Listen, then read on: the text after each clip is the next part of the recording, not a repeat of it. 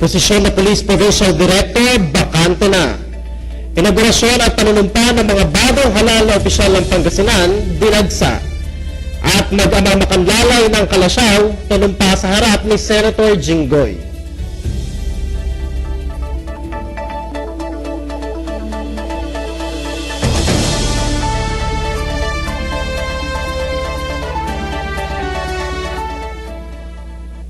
Masantos Yalabi, ako si EJ Dangla. Nilinaw ni PNP Region 1 Director Chief Superintendent Ricardo Marquez na bakante na ang posisyong Provincial Director sa PNP Pangasinan. Narito ang report ni Vanj Padilla. Bakante na ang posisyon ng Provincial Director ng PNP Pangasinan. Ito ay ayon kay PNP Regional Director Chief Superintendent Ricardo Marquez. Ang pahayag na ito ay lumabas sa chamber conference ng mga abogado ng magkabilang panig sa sala ni Judge Caridad Villegas Valdez ng Regional Trial Court o RTC Branch 69. Ani Marquez, magta-turnover na dapat umano si Chan kay Senior Superintendent Manuel Velasco noong June 22, subalit nakatanggap umano ng tawag ang PNP mula sa mga matataas na opisyal na nagsabing huwag munang mag-turnover. Dahil bakante na ang posisyon, magsusumite ang PNP ng listahan ng 3 pangalan na pagpipilian naman ng gobernador bilang pagsunod sa patakaran ng PNP. Si Senior Superintendent Marlo Chan sa ngayon ay Provincial Director in holding capacity. Matatandaan na nagsimula ang sigalot ng provincial government at ni Chan noong naramdaman ng mga lokal na lider ng mga bayan at probinsya na may kinikilingang mga kandidato si Chan sa nakaraang eleksyon. Sinundan ito ng kahinahinalang pag-akyat niya sa pwesto na mula sa pagiging OIC PD ay naging acting PD at naging full-fledged provincial director sa loob ng election ban. Nagsampa ang pamahalaang lokal ng temporary restraining order at petition for preliminary injunction laban sa naturang opisyal.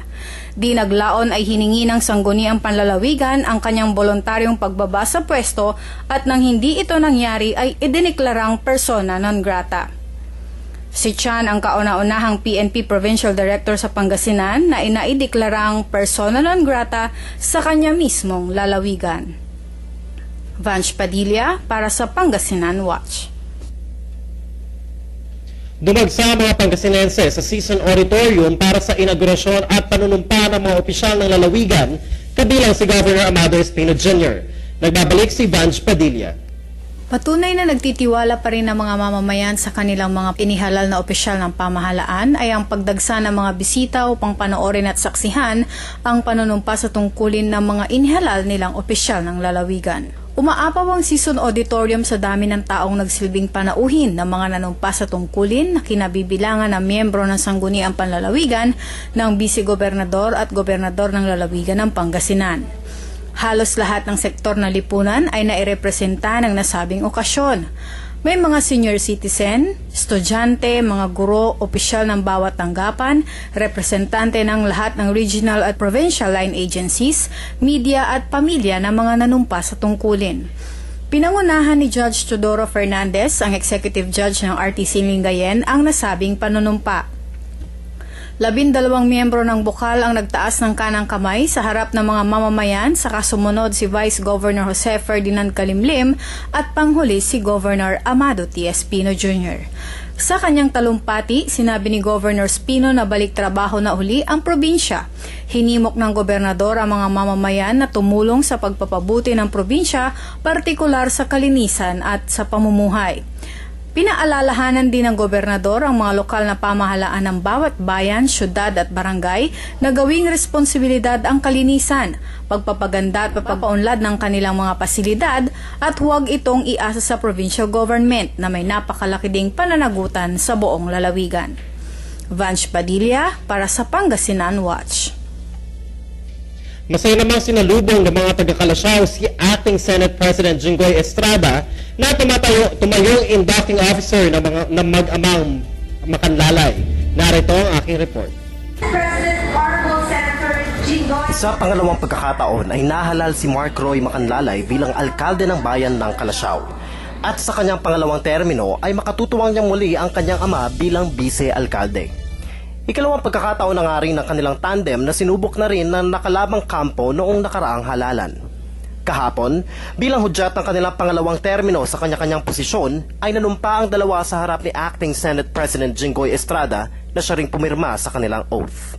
Bilang nanahala sa katungkulang bilang mayor, ay taimtim na nalulumpa, tutuparin ko ng buong husay at katapatan, sa abot ng aking kakayahan, ang mga tungkulin, ang aking susunod na tungkulan, at ng mga Sa kalagitnaan naman ng panunumpa ni Vice Mayor Roy Macanlalay ay hindi pa niya nasundan ang kanyang oath. at ng mga ibang pagkaraan nito'y at ng ibang pagkaraan nito'y gagampanan ko. Sa talumpati naman ni Mayor Macanlalay ay isinalaysay niya kung paano sila nagkakilala ng senador. Ako po ay pumunta sa kanyang opisina, dala-dala ang mahigit 10 milyong request para po sa ating municipality. Nagbiro naman si Senator Jinggoy tungkol sa tandem ng mag-ama. Okay. Nauutusan na ng ating tatay. Pareho lang kami ni Mark. Pwede ko na utusan ng tatay ko, mayroon lang siya. Marami pang araw plano para sa bayan ng Kalasyaw ang mag-amang Macanlalay. Ito ang nagtulak kay Vice Mayor Roy para tumakbong muli kahit pa sa mas mababang posisyon. Sabi ng mag-ama, ang taong bayan daw ang nagpasya upang silang dalawa ay sabay na manilbihan sa taong bayan. Sa pagtatapos naman ng panunumpa ng lahat ng opisyal ng bayan, umaasa ang mga taong sa susunod na 3 taon ay patuloy na aasenso ang Kalasyaw. EJ Dangla para sa Pangasinan Watch. Isang Pinay ang kumpirmadong bibitayan sa China dahil sa pagtutulak ng droga anumang oras mula ngayong araw hanggang 2 ng Hulyo ayon sa Department of Foreign Affairs o DFA. Sinabi ng tagapagsalita ng DFA na si Raul Hernandez na nasentensyahan ng parusang kamatayan ang 30 taong gulang na Pinay dahil sa pagpupuslit nito ng 6.198 na kilo ng heroin sa China. Nilinaw ni Hernandez na nakatanggap ng legal na tulong ang Pinay drug mule mula sa pamahalaan ng Pilipinas. Anya, nagpadala si Pangulong Benigno Aquino III ng letter of appeal sa Pangulo ng China upang iapela na huwag nang ituloy ang pagbitay sa Pinay. Dagdag nito na sa huling bilang ng pangasiwaan, umabot na sa 213 kaso ng droga sa China ang kinasangkutan ng mga Pilipino. Samantala, humiling naman ang mga kamag-anak ng Pinay drug mule na bigyan sila ng katahimikan. Nanumpa na rin ang mayor ng Sual kaninang umaga. Narito ang ulat ni Mayan Garcia. Nanumpa na kaninang tanghali si Mayor Roberto Arsinue ang bagong upong mayor ng Sual, Pangasinan sa harap ng kanyang anak na pinalitan niya sa pwestong si John Rodney Arsinue. Kasabay niyang nanumpa si Vice Mayor Dionisio Caburao Jr. at ang 8 pang mga konsehales sa naturang bayan. Ilang segundong napatigil at naluha pa si ex-mayor John Rodney Arsinue habang namumuno sa panunumpa ng ama dahil sa hindi maitagong tuwa nito. Hindi ko mabasa yung isang amin ko, malabo. Baka matulungan ng luha yan.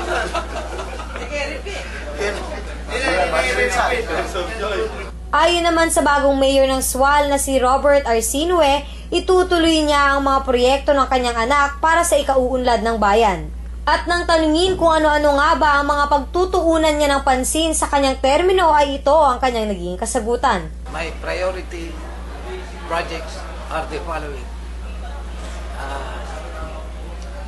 Livelihood, environment, and tourism. L-E-T of SWAP. Let's do it. Mayan Garcia para sa Pangasinan Watch. Itinalaga na rin ng kauna-unahang babaeng alkalde ng siyudad ng Dagupan kasama ng iba pang mga nahalal na opisyal. Alamin ang mga kaganapan sa report ni Louie de la Vega.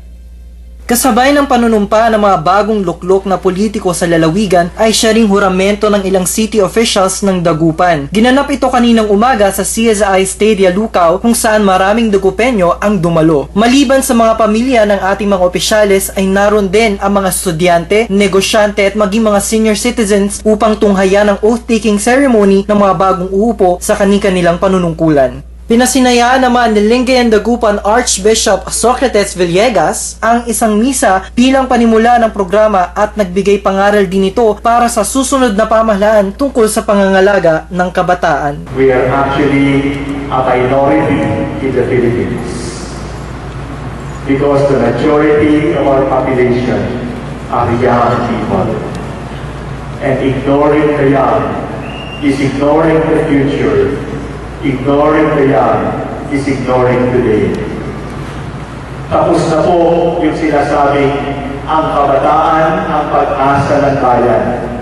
Sapagkat ang kabataan ay hindi na kinabukasan ng bayan. Ang kabataan ay kasalukuyan na natin. At yung pagpapagaya natin sa ating kabataan ay pagpapagaya sa ating kasalukuyan. At yung pagpapagaya sa kasalukuyan ay pagwawaldas ng kinabukasan. Una nang nagbigay ng kanyang kagalakan sa pagkakaupo ng bagong alkalde ay ang kaibigan nitong si Manay Gina de Venecia, ang 4th District Representative ng Lalawigan. Higit kanino man, ako ang pinaka-nangangarap at may gusto na umunlad ng gusto ang Dagupan City. Ngayon na lang ang aking tuwa nang manalo ang inyong Ate Belen. Dahil talagang kumbinsado ako na sa kanyang pamamahala ay talagang aarangkada na ang Dagupan City katulad ng sinabi ng Pangulong Noynoy Aquino. Bahagya namang napaluha ang alkalde habang pinakikinggan nito ang awiting alis sa kanya ng kanyang pamangkin.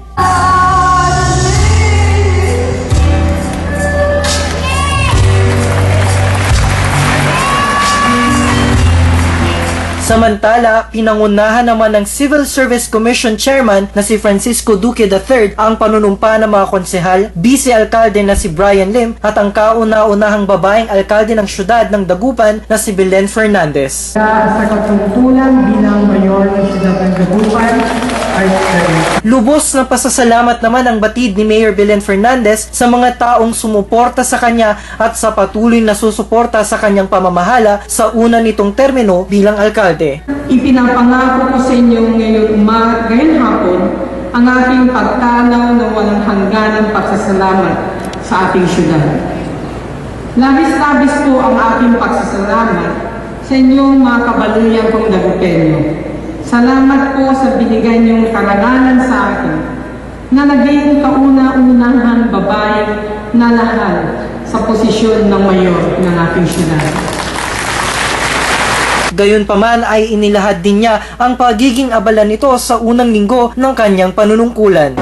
Ano po yung mga bagay na una nating isusulong at ano po yung mga aktibidad na gagawin nyo after po nitong oath-taking ninyo? Well, dahil ng dati is the fiscal management, the nutrition program, the social services are my priority, infrastructure, but number one ho, fiscal management. And of course, I will be working directly with each department. Natutuwa po ako na ganun po ang ating samahan sa kanila. Sana po maging cooperative po sila sa akin. Now, my first day of work will be, of course, yung ginagawa ko na dati for the past 4 weeks, ang flag ceremony, wherein that's the venue where I could talk with all of the employees. And then it's Arbor Day. We have to go to the barangay to plant mangroves, and it's the nutrition week. So I also have to go to the feeding programs of our city, and after that we'll have courtesy call from the different departments. Louis de la Vega para sa Pangasinan Watch. Patapos na ang buwan ng mga kasal, pero may pahabol na tips sa inyo ang ating mga ka-lifestyle na sina Mayan at Louie para sa inyong dream wedding. Panoorin natin ito.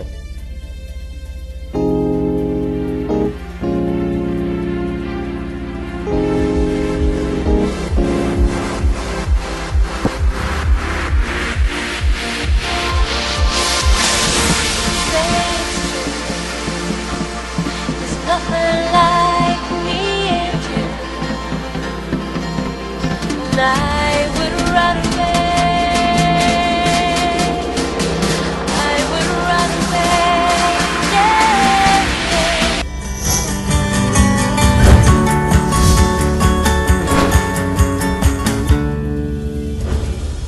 Panoorin ang buong episode ng Lifestyle and Beauty TV dito lang sa www.toptvglobal.com. At yan ang mga balita na nakalap sa aming patuloy na pagbabantay. Mga balitang hatid sa ngalan ng tapat na serbisyo at sa kaalaman ng karamihan. Mabilis, totoo at mapagkakatiwalaang impormasyon. Ako si EJ Dangla at ito ang Pangasinan Watch, ang mata ng publiko sa probinsya.